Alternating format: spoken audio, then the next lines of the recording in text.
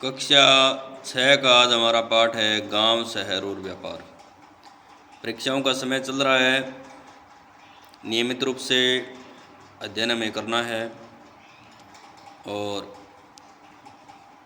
परीक्षा में ज़्यादा से ज़्यादा अंक लाकर हमें आगे की ओर बढ़ना है।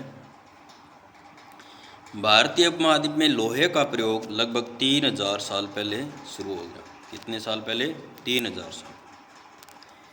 तमिल क्षेत्र में बड़े भूस्वामी थे, वो वेल्ला कहलाते थे। साधारण हलवाओं को उणवार कहते थे और भूमिहीन मजदूरों को कडेसियार कहते थे और दास को अदेमई कहते थे।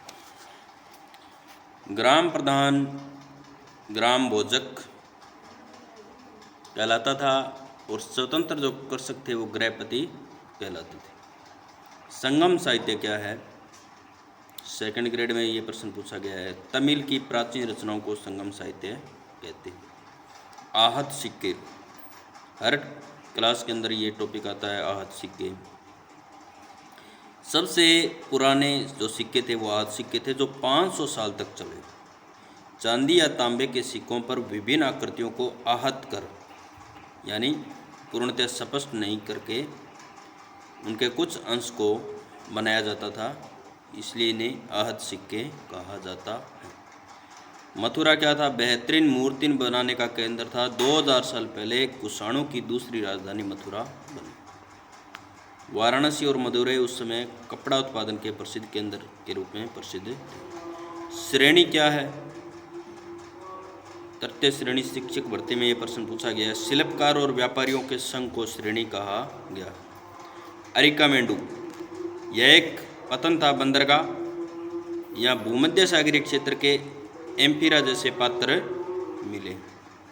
एरेटाइन पात्र क्या है? लाल चमकदार बर्तन, गीली चिकनी मिट्टी से ये बनाए जाते थे एरेटाइन पात्र। इसके बाद है काली मिर्च को रोमन साम्राज्य में काले सोने के नाम से बुलाते थे और काली मिर्च का जो भारत से बहुत बड़ी मात्रा में निर्यात किया जाता था।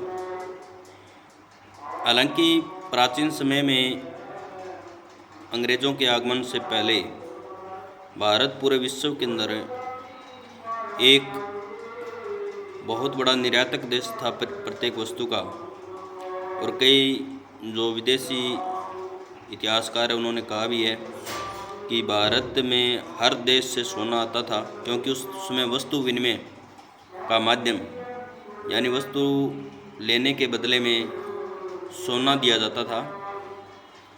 मुद्रा का प्रचलन कम था, सोने के द्वारा वस्तु विनिमय किया जाता था। तो सोना हर देश से भारत आता था, लेकिन भारत से कहीं नहीं जाता था, इसलिए भारत को सोने की चिड़िया कहा गया। मूवेंदार तमिल शब्द है जिसका अर्थ है 3 मुखिया। ये शासक परिवार चोर, चेल और पांडे थे। सातवाहनों का प्रसिद्ध शासक गौतमीपुत्र सातकर्णी था। प्रसिद्ध शासक है ये सातवाहनों का। इसके बाद कल हम अगले पाठ का अध्ययन करेंगे। साथ साथ में बड़ा लक्ष्य लेकर चलें और इन प्रश्नों को लिखते भी रहें, ताकि हमारा रिवीजन हर क्लास में बेस्ट होता रहे। और चैनल को जिसने सब्सक्राइब नहीं किया कर लें, क्योंकि नया वीडियो आते नोटिफिकेशन आपको मिल जाए और देख लें। 5 या 10 मिनट रोज़ाना अपने को ये वीडियो देखना है, ज़्यादा फ़ोन का इस्तेमाल अपने को नहीं करना है, तो जिससे हम हमारा जो अपनी क्लास के लेवल का जो जीके है उससे हम अवगत होते रहें।